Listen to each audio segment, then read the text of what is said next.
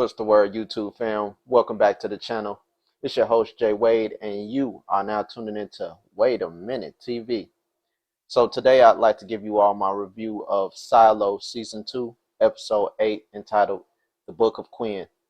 Today, we're going to jump right in and talk about some of the things that were revealed in this episode, specifically with Juliet and the overall mentality of the silo. So without further ado, let's hop right in. Quick thing, I have a couple of notes, so if you see me look down occasionally, that's just me reading the notes. But I like to start off with Juliet's journey in this episode because Juliet was going through it. You could tell she was completely shocked and completely terrified of what was going on, because where we last left off was the fact that Solo never brought her back up, right? So she was underwater. Solo was supposed to pull her back up out of the water, and he never shows back up. And with that being said, she finally pulls herself back up. She goes and grabs an axe and starts looking for Solo. And she's, following the trail of blood up the stairs. And once she gets to the top of the stairs, she sees somebody in, like this kind of like armor, right? And they're telling her, like, hey, look, you need to leave out of here. I already killed your friend. You need to go right now. And if you don't go, I'm going to kill you too. And so she's like, I just need to talk to him real quick. I just need, my suit. They shoot this girl with a bow and arrow. They shoot this one with a bow and arrow, man. Just straight up. I'm not gonna lie, I was shocked. And, at that point in time, she's in shock too.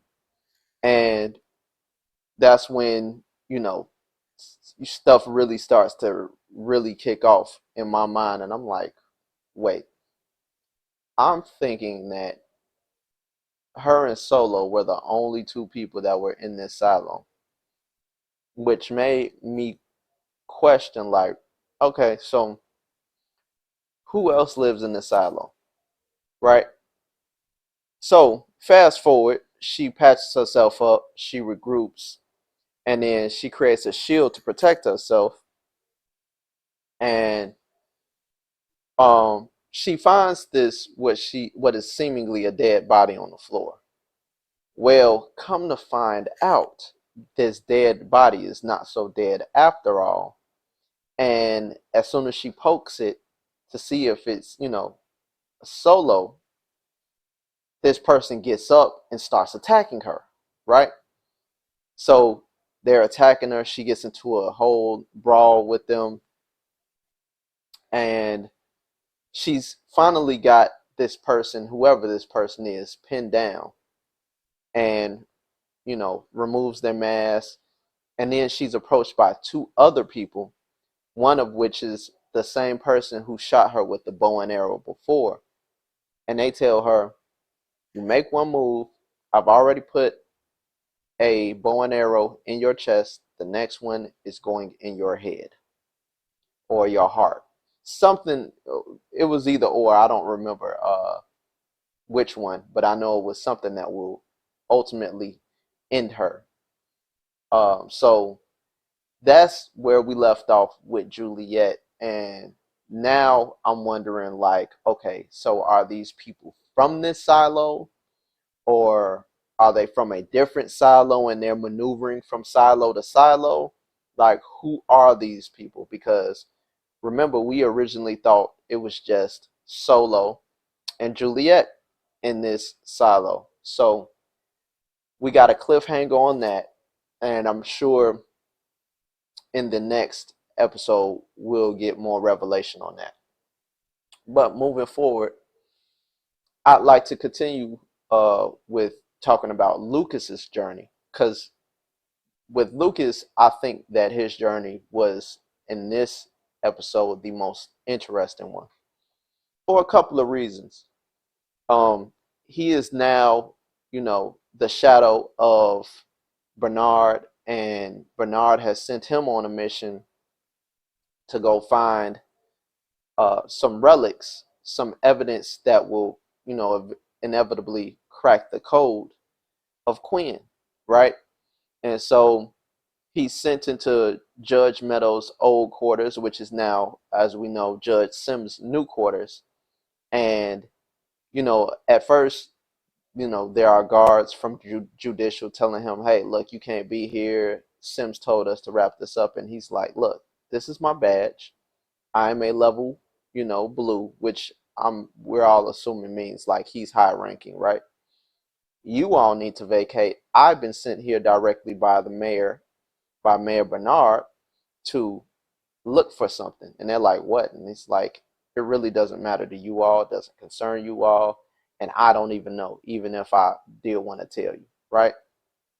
And you could see at first they were giving him pushback, but he started using his newfound power to inevitably, you know, get what he's trying to get and find what he's trying to find. And you can clearly see that there's some buildup of confidence in Lucas due to this.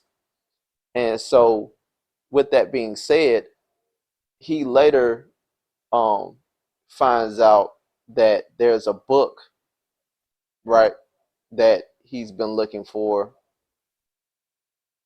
So later, Lucas doesn't end up finding the book or whatever relic it was that he was looking for in Judge Meadows' old quarters.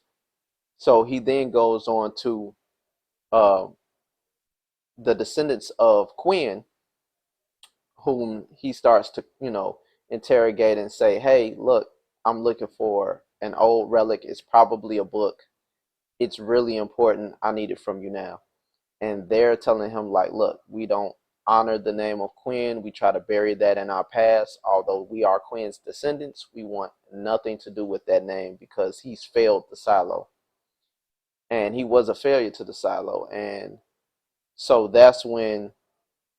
um, that's when Lucas starts to tell him, like, you know, I can get you all, searched if necessary. I'm trying to ask nicely. And you could tell that Lucas is starting to bully his way to try to get the answers he wants. And so one of the Quinn's descendants pulls him to the side and is like, I can tell a tough guy, right? And I can tell you aren't a tough guy. You just got this newfound power. He's like, don't be a tough guy, essentially. He's like, be you. And so later on, Mayor Bernard, he's bringing all this information. Lucas is bringing all this information to Bernard. And Mayor Bernard is telling him, like, essentially, Quinn was never a failure. And as a matter of fact, he is the one who saved the silo. What Quinn found out was that before the 140 years of peace, there would be a rebellion every 20 years or so, right? And with that, having being the case and continuously happening, Quinn decided to do something about it, which was he ended up saying, you know what, all relics, all books, anything of the time before time needs to be destroyed, because what he realized was that the reason the rebellions kept coming about were because they kept finding out about the rebellions before them. So Quinn was like, hey, if we destroy all the evidence from the past, these rebellions will cease to keep reemerging, so to speak. And so that's what he did. And that's when Lucas is like, well, somebody from the time before times would have remembered, right? And that's when Bernard explains to him even further that no, because what ended up happening was that um, Quinn ended up using a chemical of sorts that was, used to erase the memories of those people, of everybody's memory in the silo. So people of the time before time, everybody, which answers another question about like why, people couldn't remember stuff about or anything about the time before time. So that was another question answered. Um, and we later fast forward get to Sims, who he's at this point infuriated because he found out that Lucas was rummaging through his quarters. And with him being judged, you know, he's like already mad that Lucas is the shadow of Bernard.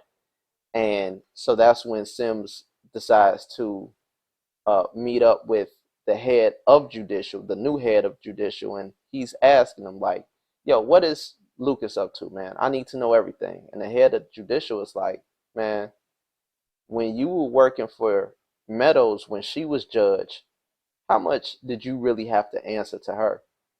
And that's when Sims was silent because he knew that, the judge inevitably doesn't have that much control over the Judicial as he used to have when he was head.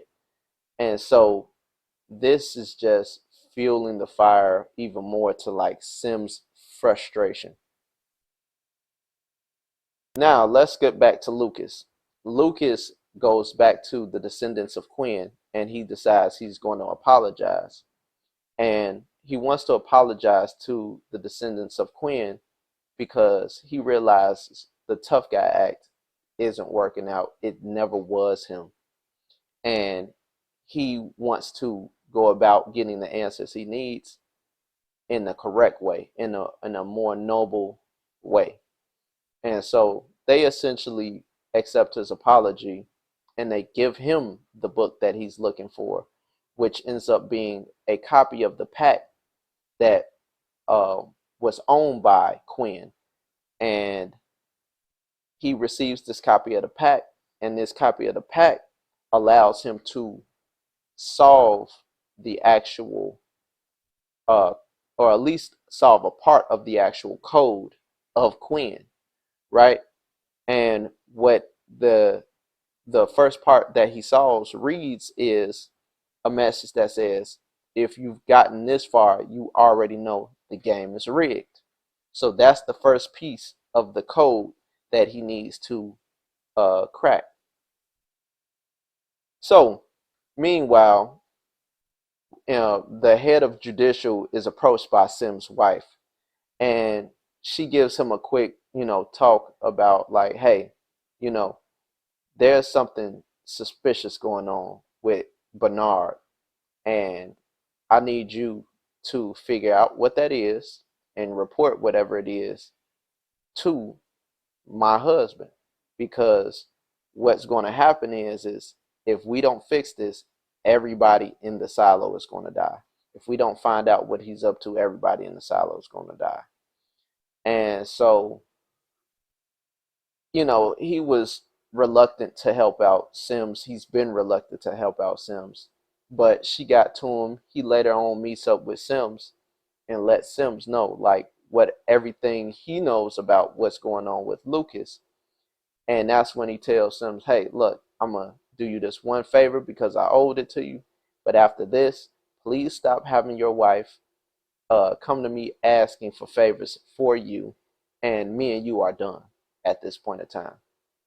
And I don't even know how Sims took that. I don't know if Sims took that in a negative way, in a like, okay, I guess way, like, but I don't think Sims was too happy about it, even if he didn't take it in like his usual, infuriated way. But from there, since Sims finds out what Lucas is up to, or at least a part of what Lucas is up to, and that he's looking for something, he then, catches Lucas after Lucas obtains the copy of the pact that was owned by Quinn. And that's when Sims says to Lucas, he's like, look, man, I need to know what you got in your book, your bag. Lucas is like, nah, man, and you got cool out, and he's like, nah.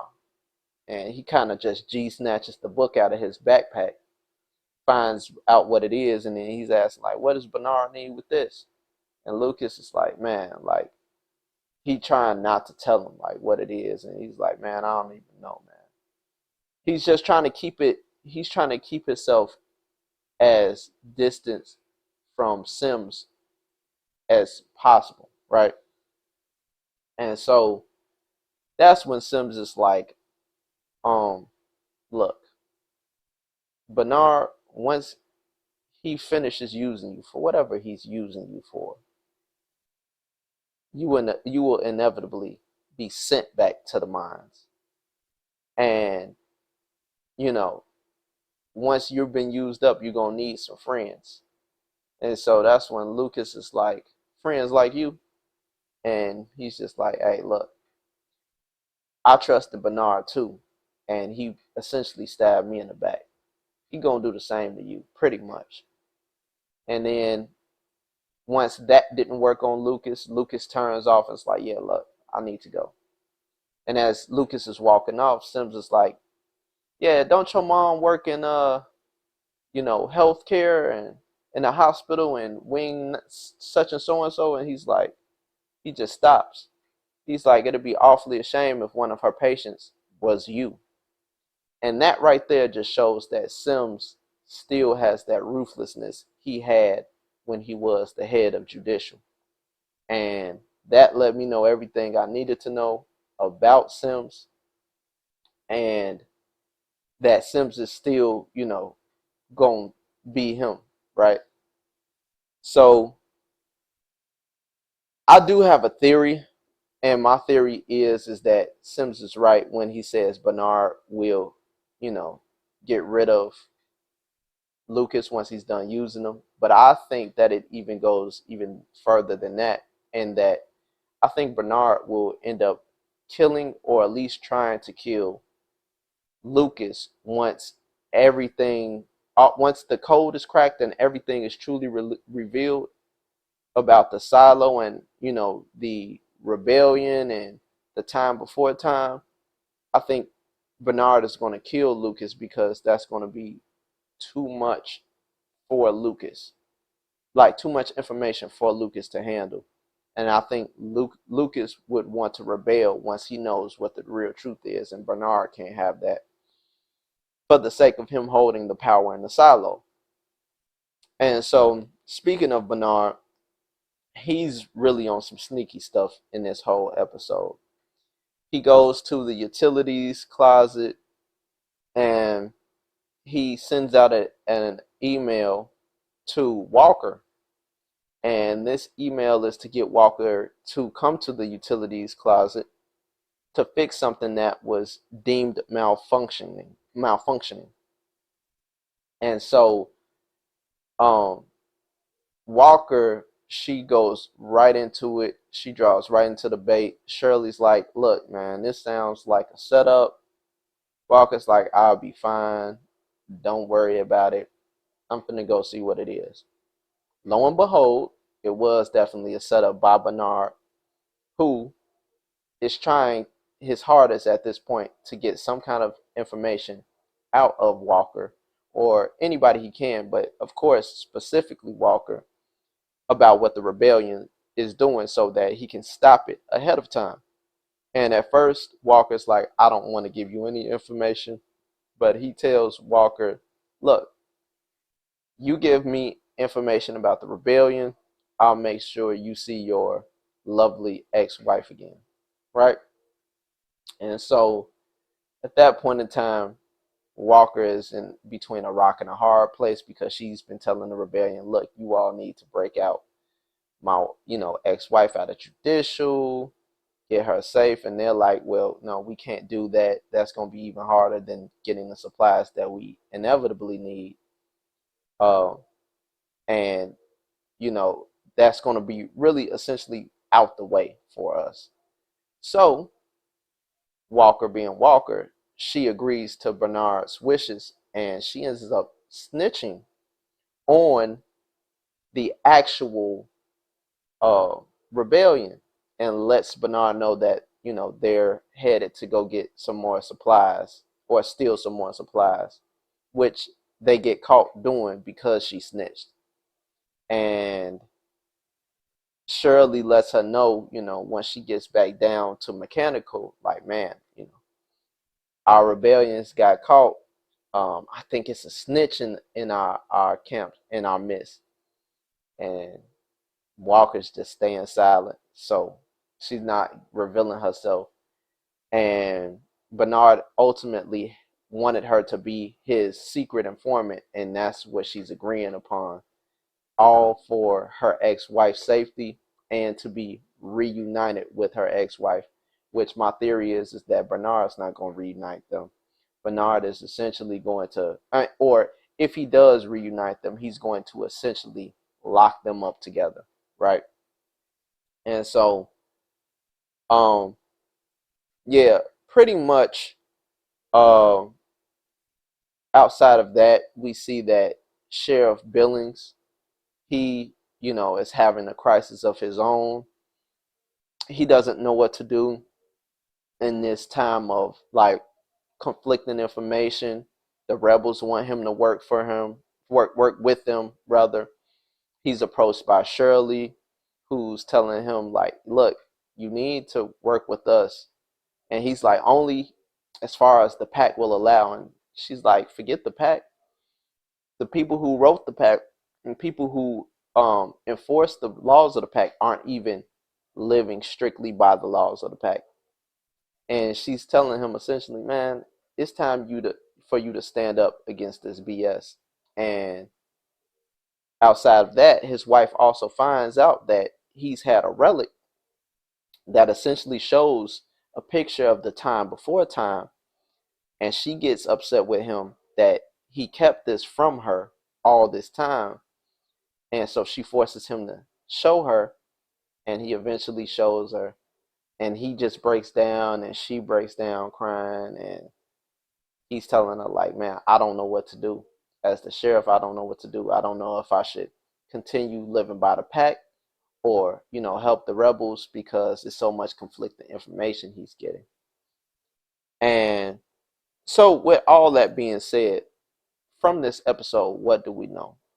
We know that the relics are, banned because they essentially could ignite another rebellion. Because if people find out that there was a rebellion before due to old relics, then that will spark a fire up in them again. Now, here's the catch with that, in my opinion. The catch is that a rebellion is inevitable. And maybe that's what the story of Silo is about. Mind you, I never read the books, I'm just following the story.